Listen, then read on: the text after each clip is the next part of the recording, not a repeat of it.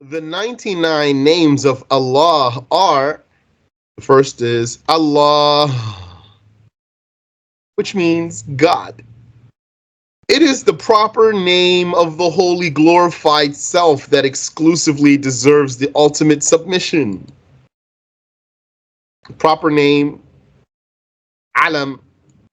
The word alam means proper name or proper noun. A proper noun is a name, like a given name, a moniker. The moniker of the Creator. Allah is the proper name of the holy glorified self. The moniker of the holy self. The holy glorified self that exclusively deserves the ultimate submission, which is worship. The extent of glorification, that's worship. And the utmost humbleness and humility, all of that is worship. Worship is the ultimate submission, the extent of glorification, and utmost humbleness and humility. So Allah is the one who exclusively deserves that. The proof that the Creator's name is Allah is what came in the Quran. Allahu yabda'ul khalqa thumma yu'iduh. That's a religious proof for us. But it was conveyed by previous prophets, and that's how the Arabs knew the name Allah. That's the name of the Creator.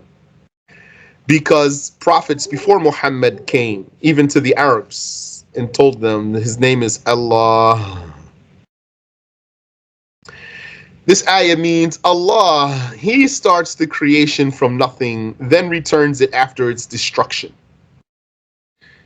This moniker means the one who has ilahiyah, godhood, which is the power to create, also called uluhiyah.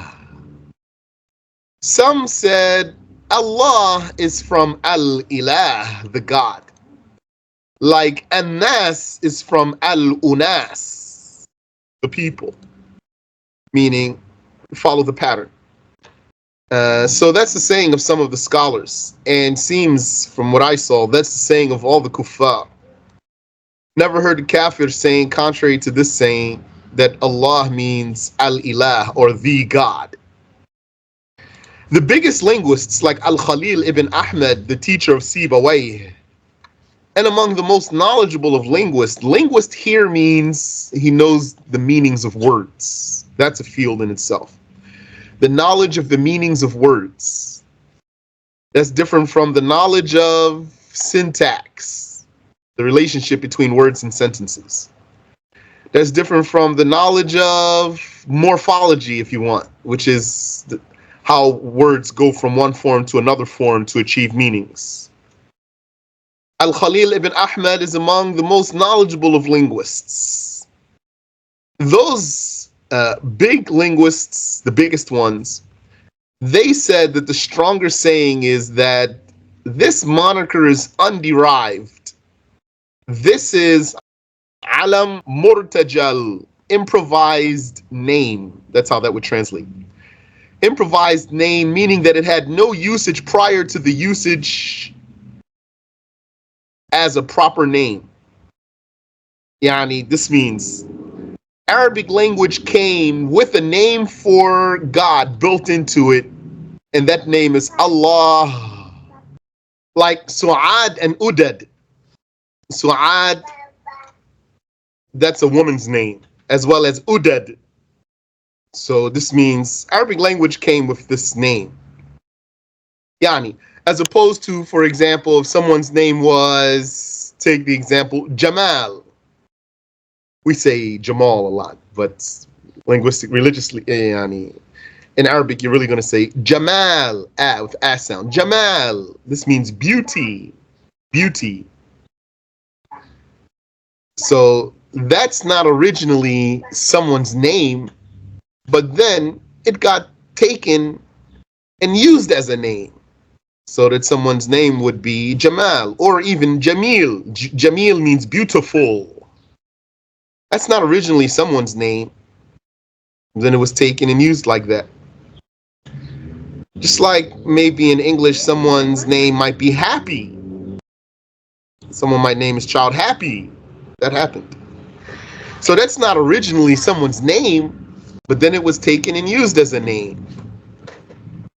So this saying means that the name Allah is merely a name. It wasn't taken from something prior, something like a source noun or an adjective, and then used as a name. It is permissible to refer to the other names of Allah as attributes or descriptions. Attributes here means descriptions, because they refer to some of his attributes, like Al-Wahid, the one, or if you want, the unique. I like unique best. Or Al-Qadir, the powerful. So you could say his name Al-Wahid is one of his attributes. His name Al-Qadir is one of his attributes. You could say that, but it's a name. You could say Al-Wahid is one of his names, and Al-Qadir is one of his names. But this name Allah is not an adjective. Yani, it's simply a name. This name refers to his self and not an attribute. In fact, it is necessary that there be an expression that is not valid to be a description. It is necessary that there be an expression that is not valid to be a description, so that the descriptions would be applied to it. Or else it would be valid that there be a description without something described. And what we're saying here is there should be a name that's not a description, so to avoid a beginningless chain.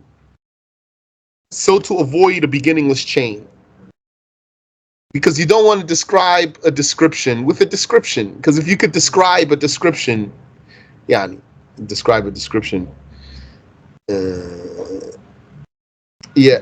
if you could describe a description, then you could describe that description and describe that description, and it keeps going. Yani, in order to describe, you need a description. And if what you're describing is a description, then this leads to a beginningless chain. So it's necessary that there would be a name that's not a description, so to break the chain or break a circle. Either it's going to lead to a beginningless chain or to a beginningless circle. So to break that, to give it a beginning, there needs to be a name that's not a description. And his name, Allah, is not a description. It's a name. It is not permissible to pervert the name of Allah while making dhikr by saying or like we talked about last time. Let me read a footnote for you here. Those who say or with the intention of mentioning the name of Allah are sinful. That's haram, major sin. According to their doings and their statements, if someone says with the intention of mentioning God, then would be one of God's names. Just like saying Allah, and this is invalid. Yani, what's said about those people is that they start off by saying in dhikr together, in a dhikr circle, Allah, Allah, Allah. Then they go faster. They start perverting the name. So they start saying Allah, Allah, Allah.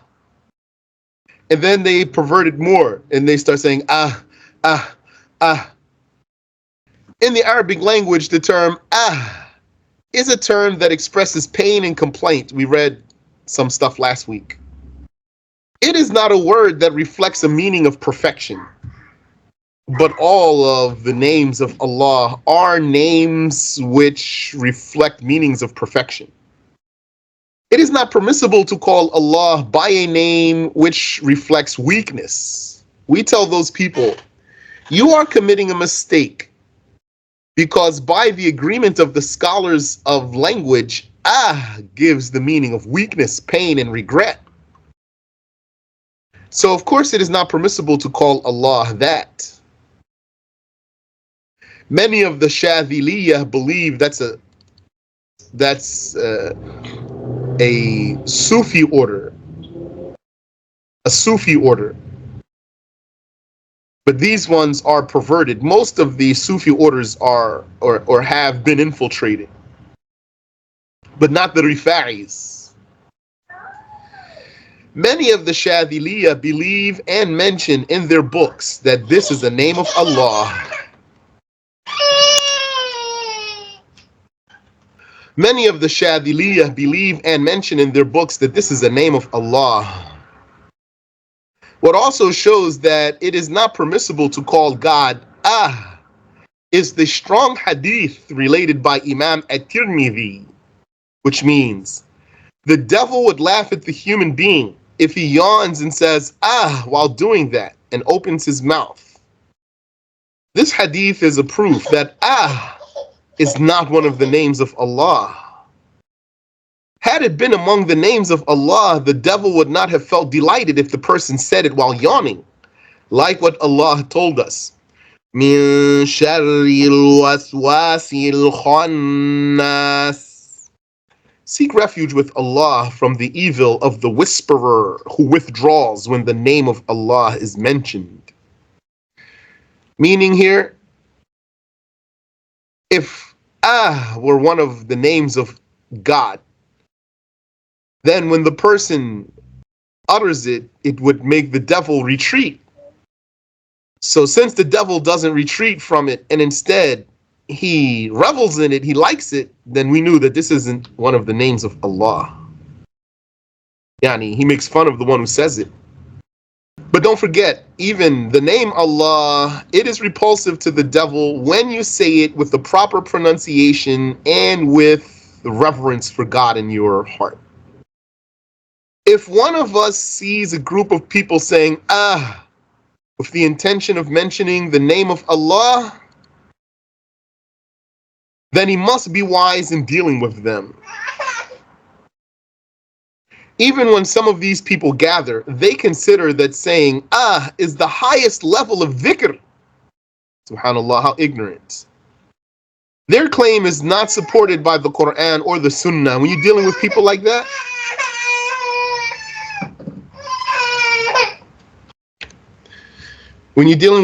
that, who think something like that is the highest level of dhikr, something so ridiculous, you'll find those are the people whose hearts are the hardest.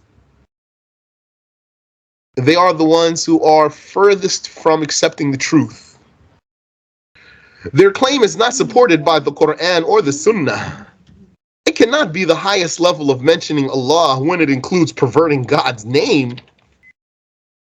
The Shaykh of Al-Azhar, Salim Al-Bishri, a famous Maliki scholar who died at the beginning of the last Hijri era, was asked about these people gathering and mentioning Allah by saying,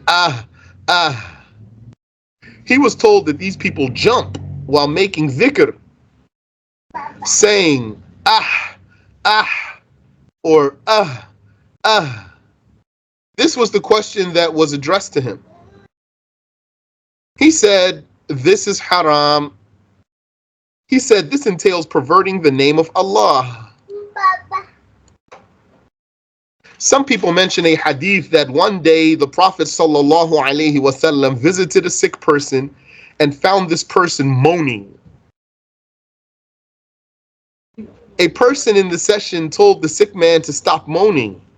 And then the Prophet ﷺ said not to stop him, because moaning is one of the names of Allah. So they said, the Prophet said not to stop him because moaning is one of the names of Allah. In Tarikh Qazwin, Al-Rafi'i narrated this hadith with two weak narrators in the hadith, in the chain, yani. This is besides the fact that this does not contain the name This hadith, besides the fact that it's weak, it doesn't have actually the expression that they want to use. The one who wants to mention Allah to make dhikr, let him do that by mentioning the names of Allah that are mentioned in the Quran or the Sunnah. Of course, it is not permissible to use a name it is not permissible to use a name of imperfection and weakness. Alhamdulillah. So we verified that footnote there. Brown footnotes are the ones I still need to read. When I read them and verify them, then I turn them black. And there's something I still want to share with you too. In some previous lessons, I shared this. So firstly, while we're here, it opened up right where we're talking. We already read this last week. Hamza waw ha. That's the root letters. This root has one essential meaning, expressing complaint and pain. And then we talked about all the different ways you could say it. Oh, and ow, and other things. Ah, ow, and other things. But that's not now what I want to read with you. Now I want to read with you what I compiled under Hamza Lam Ha. Hamza Lam Ha. This root indicates worship. So you'd say in Arabic, Aliha or Alaha. Ya'lahu. Aliha means he worshipped. That's past tense verb. Ya'lahu, he worships. Present or future tense. Ilaha means worship. So the word ilaha has the same pattern and meaning as ibadah. You could say ilaha, that means worship. Or you could say ibadah, that means worship. So from that is our saying Allah. It is a name that is not derived from ilah. That's the strong saying. Not derived from ilah. Rather, Arabic came with a proper name for the creator built into it. According to the dictionary Al-Qamus, the scholars have 20 different sayings about the origin of this name. The most authentic is that it is not derived, or the most correct, most accurate is that it is underived, not taken from a previous word. And it was said that the name Allah is derived from ilah. So that's the other saying. Ilah, which is the pattern of fi'al, with the meaning of maf'ul. Fi'al with the meaning of maf'ul. This means that the ilah is the ma'luh, worshipped. So what this is saying is, the other saying is that the name Allah is from the word ilah, and that the word ilah, which we're going to translate as God, has the meaning of ma'luh, that means worshipped. Because we already said, aliha ya'lahu means to worship. So the one who is ma'luh, it has the pattern of maf'ul, receiver. So that's the worshipped. So ilah means ma'luh. According to Al-Misbah, the dictionary Al-Misbah, the ilah is the ma'bud, rightfully worshipped. Like the kitab is the maktub. The kitab has the pattern of ilah, same pattern. And kitab means maktub. He's saying like kitab means, so kitab would translate kitab as book. Maktub means written. So ilah will usually translate it as God. Ilah means ma'luh, worshipped. Yani ma'luh means ma'bud, worshipped rightfully. And the bisalt is the mabsut, a spread. A bisalt is a mabsut, a spread, like a carpet. The pagans borrowed the word ilah for what they worshipped unrightfully instead of Allah.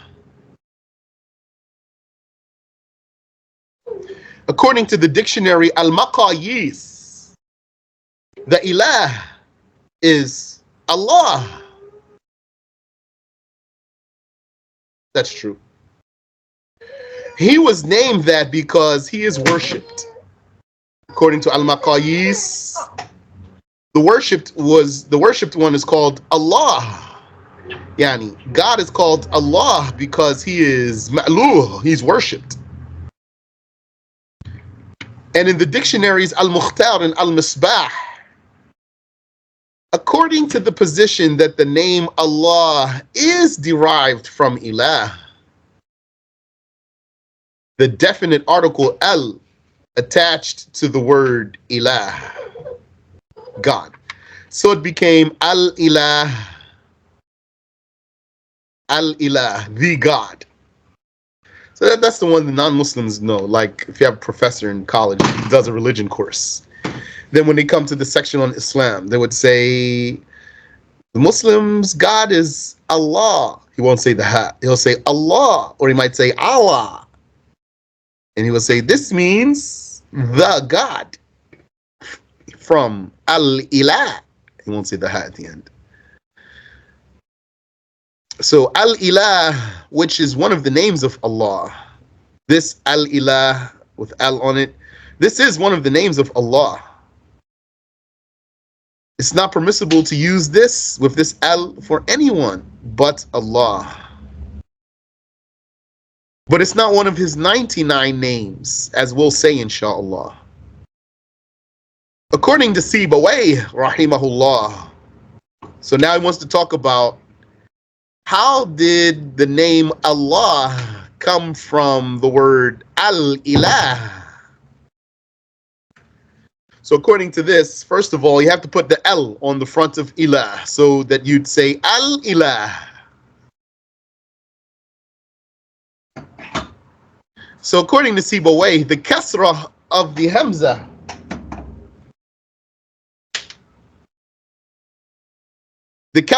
Hamza here, ilah, it was moved to the lam of al. So the Hamza took a sukoon and the word became alilah, alilah, alilah, alilah, alilah. So al-ilah here, this kasra right here, it's on the Hamza. So it moved from the Hamza to the lam. From the Hamza to the lam. So it became what was here. There was a sukoon on the lam because we were saying al-ilah. But then the Hamza, the kasra on the Hamza moved over to the lam, so this means the sukoon goes away. And then the Hamza itself is going to take a sukoon. So then it becomes alilah, alilah. Then the Hamza was omitted to make the expression lighter due to frequent usage. So then it became alilah, alilah. Then the kasra of the lam was omitted, and so it became Allah. Then the lam merged with the lam. And the alif, this one here, and the alif was omitted in script. So you don't write that alif anymore. And the ha then, this ha right here, connected directly to the lam. The lam that is pronounced heavily. Yeah, and then you're going to also change the pronunciation of the lam. So you're not going to say Allah. You're going to say Allah.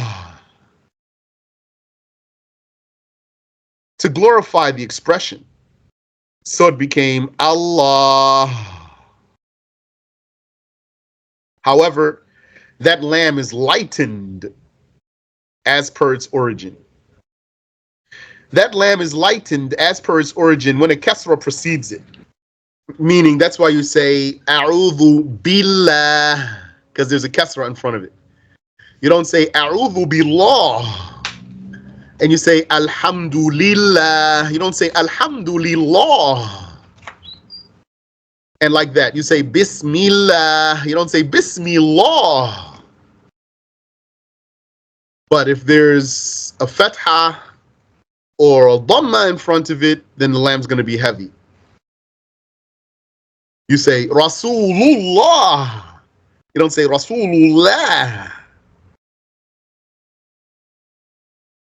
You say Wallah. Wallahi. You don't say Wallahi. Being already definite, this name Allah, because it's a moniker, so it's going to be definite just by virtue of being a moniker. Being already definite, it is a name with al bound to it.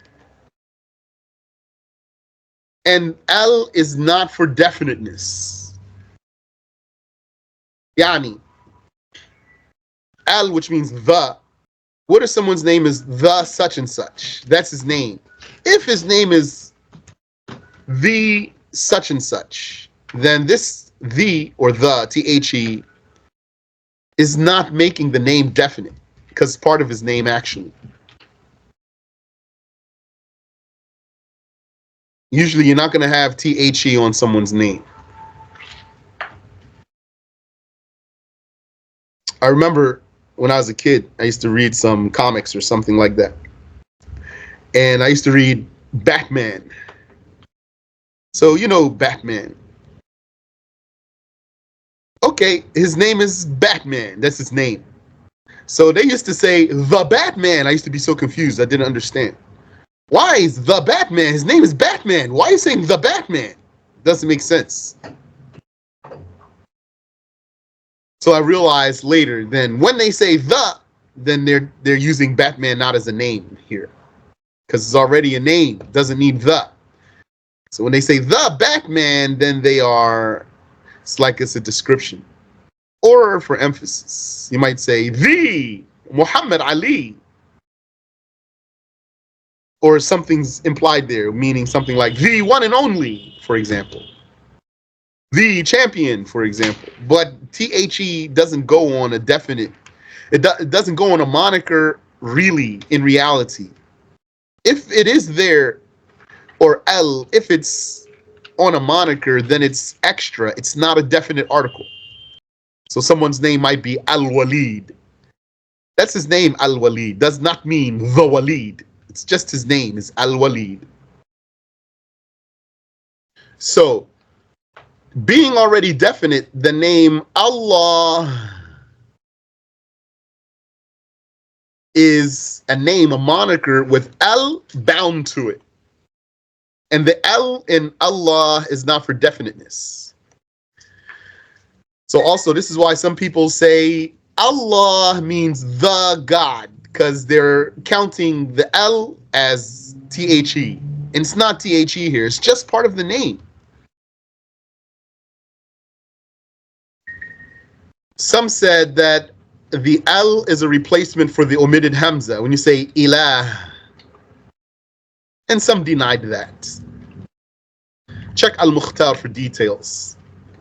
The Hamza of Al may stay firm when calling to glorify the name.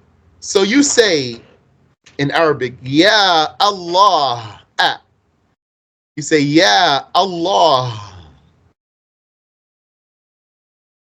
Yeah, and that's special to the name of God. You keep that L there. Ya Allah. Because otherwise, when something has L on the front of it, and then you call it, then you drop the L. Like you say, Ar-Rahman, there's Alif Lam on the front. Ar-Rahman, you don't say, Ya Ar-Rahman, you just say, Ya Rahman. Or Al-Ilah, you don't say, Ya Al-Ilah, you say, Ya Ilah, Ya Rabb, etc. Ya Rahim, etc. But for the name Allah, you don't say, Ya Allah. You say, Ya Allah. You keep it. That's special to the name Allah. So one of the special things about the name Allah is the heaviness of the lam. You don't say Allah. You say Allah. And one of the things special about the name Allah is when you use it in calling, you keep that hamza on the front. So you say, Ya Allah. You may also supplicate by saying, Allahumma, Allahumma. Yani you add a meme. Allahum. Because his name is Allahu. The ha is already part of his name. Allahu. So you're adding a meme. Allahumma. Which means, oh Allah. And you use it for supplication. So you say, Allahumma ghfir lana. Oh Allah, forgive us. And this is also another specialty for the name Allah. You don't add a meme to any other word in Arabic language in calling. Abu Hatim said, some of the common folks say, La wallah. By God, no. Without an La wallah. Sorry. Al-Hatim said, some of the common folks say, La wallah, without an alif. It means no, by God, no. Which is a mistake. The alif must certainly be pronounced. You'd say, La wallah. Just as they wrote Ar-Rahman without an alif, but it must certainly be pronounced. You wouldn't say, Ya Rahman, Ya Rahman. Even if there's no alif written there, you say, Ya Rahman. And likewise, you don't say,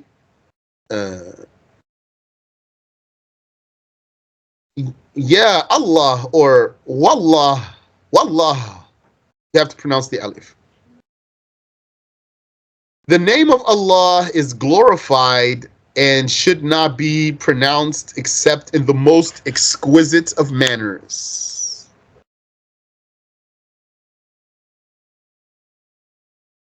Then there's some more details here about these letters, Hamza, Lam, Ha, but not about the name Allah in particular. I've been thinking maybe I'll read this dictionary sometime. I don't know if anybody is interested in that, but maybe I will, inshallah ta'ala. It will be a good review.